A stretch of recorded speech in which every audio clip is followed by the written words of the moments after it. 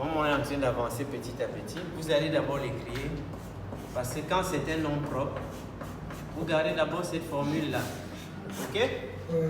Si vous gardez cette formule-là, quand on est en train de, si vous faites un devoir et que l'enseignant vous dit d'écrire Ngema, Monsieur Ngema a acheté du pain, par exemple, et que vous écrivez comme ça, on ne va pas vous condamner pour ça. Mais si vous dites, voilà, mais si après le tronc commun, vous rentrez en niveau 1, en niveau 2 ou en niveau 3, et qu'on vous dise d'écrire Monsieur Ngema a acheté du pain et que vous nous sortez ça, ah bah, toute la phrase c'est 0. Parce que vous n'aurez pas compris, en fait. Hein? Il y a encore un autre souci. Le souci qui se pose, c'est quoi? C'est qu'on peut connaître toutes ces lettres-là, de pouvoir écrire ces mots. Par exemple, comme on a dit tout à l'heure, Ngema, on pourra l'écrire, d'accord. Mais si on fait face à ce qu'on disait tout à l'heure, parce que le fan, il est polysémique et polytonique. Ça veut dire quoi? Les tons sont nombreux et les sens sont différents. Alors, si on se limite juste à nos 32 lettres et on se dit, bon, ça va, on est l'alphabet, on peut déjà nous aussi écrire nos mots. D'accord?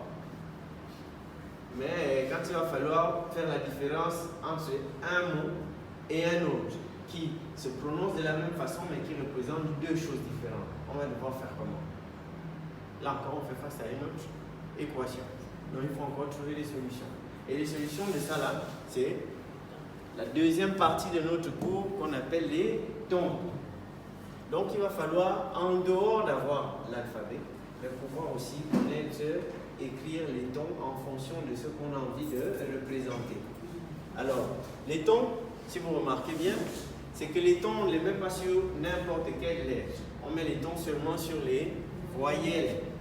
Et dans notre alphabet, on a 9 voyelles. Donc, les 9 voyelles doivent aussi avoir 9. Chaque voyelle chez nous doit avoir ses différents tons. Or, les différents tons, chez nous, on en a 4. En réalité, il y en a 5. Le premier, c'est le neutre. Et ça, on va vous expliquer. Le neutre, c'est-à-dire qu'il n'a pas besoin qu'on mette un signe dessus.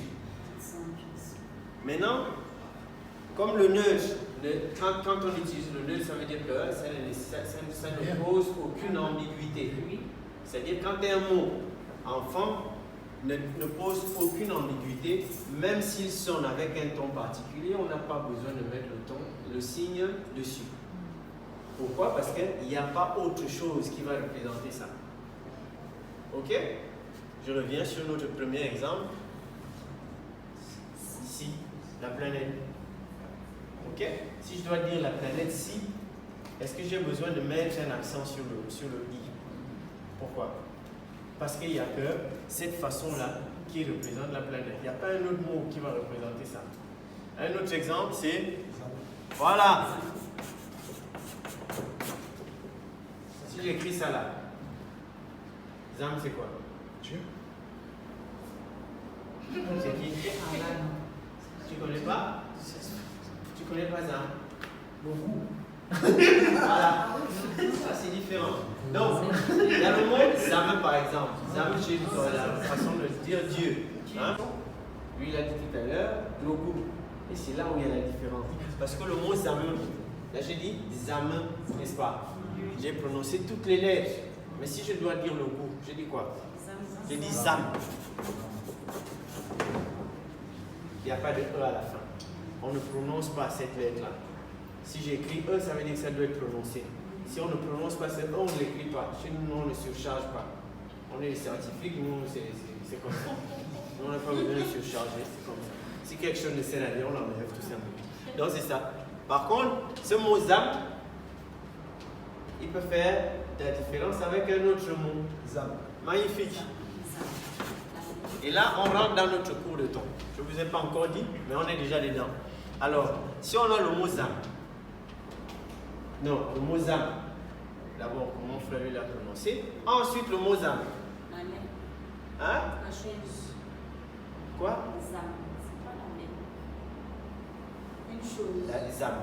Zam, c'est l'espèce de liane, je dis même, le truc comme le raffia là. Le truc comme les femmes dansent avec. Le raffia. Non, c'est oui, même le raffia, on peut considérer ça comme le Zam. Hein? Donc, si on se retrouve avec des mots comme ça, et que vous devez pouvoir les différencier, il va falloir qu'il y ait des signes, n'est-ce pas, qui montrent que celui-ci représente telle chose et que celui-là représente telle autre chose. Voilà tout l'intérêt de notre deuxième partie qu'on appelle les tons. Ok? Et les tons, il y en a 5 comme je vous ai dit, il y a le neutre. Et les 4 qui sont connus, qui sont censés pouvoir faire la différence d'un mot à un autre. Ça se prononce comme ça. Le A avec la barre.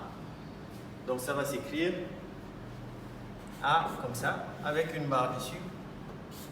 S'il y a des gens qui ont fait des cours de musique ici juste un petit peu, vous allez comprendre que ça s'appelle le ton monotone. C'est-à-dire que ça ne change pas du début à la fin.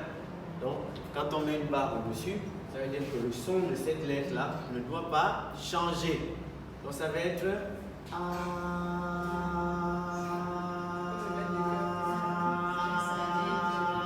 Voilà. Ça peut aller comme ça infiniment, ça ne change pas. Donc le premier ton, c'est le ton monotone. C'est celui-là. C'est celui qu'on représente avec une barre dessus. Ensuite, on a le second, c'est le ton montant. Ah, voilà.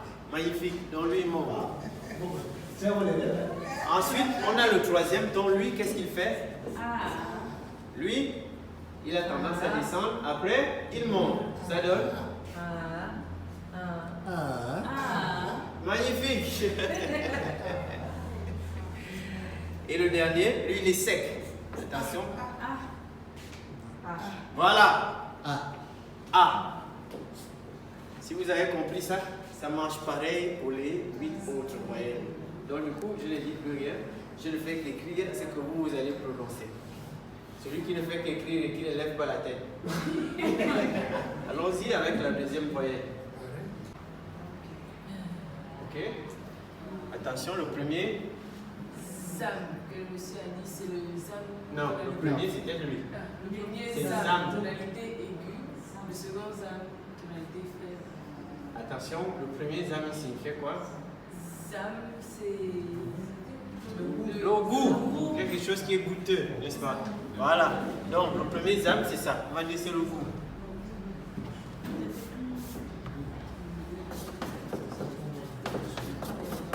Ok. Et le second, on a dit c'est quoi? Disons le raffia, c'est ça? Si j'écris pas mal, là, ça doit être comme ça. C'est F ou c'est PH? C'est PH. Voilà. Ok.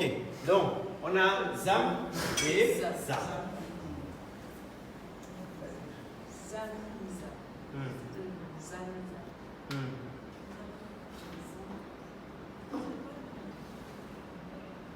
Ça doit être quoi? Zam, le goût. Zam. Je le prends. Zam, Zam. Zam, Zam, Zam, Zam. Magnifique, voilà! C'est très bien. Ah, elle a l'oreille, hein? C'est bien, c'est bien. Donc, Zam, non, moi c'est celui-là. Zam. Il est droit. Le premier, c'est le premier ton. C'est Zam. Et c'est pourquoi je tirais au début. On peut dire Zam. Arrête de dire Zam. C'est vitamine Zam. Plus vous tirez, plus vous remarquez en réalité que c'est ça qui va. Voilà. Maintenant, si on va avec le deuxième, est-ce qu'on peut dire Zam? Voilà. Le sec. En réalité, c'est le neutre, voilà. Et là, c'est la dernière, c'est une consigne encore. Il faut comprendre, comme on disait tout à l'heure, c'est que même, il y a des mots, même s'ils nécessitent un certain ton, mais s'ils ne posent pas d'ambiguïté, on ne met pas d'accent. Du coup, comme celui-là, il y a un accent très marqué, parce que tout de suite, on peut le tirer aussi longtemps. Ça fait que forcément, le second, on n'a pas besoin de chercher la tonalité dessus, on le garde neutre. Parce que quand vous le voyez neutre, vous savez tout de suite duquel il s'agit. Et quand vous le voyez avec un accent, vous savez de qui on parle. Ok? Mais attention, ça se corse encore un peu. Il y a des mots que vous pouvez prononcer.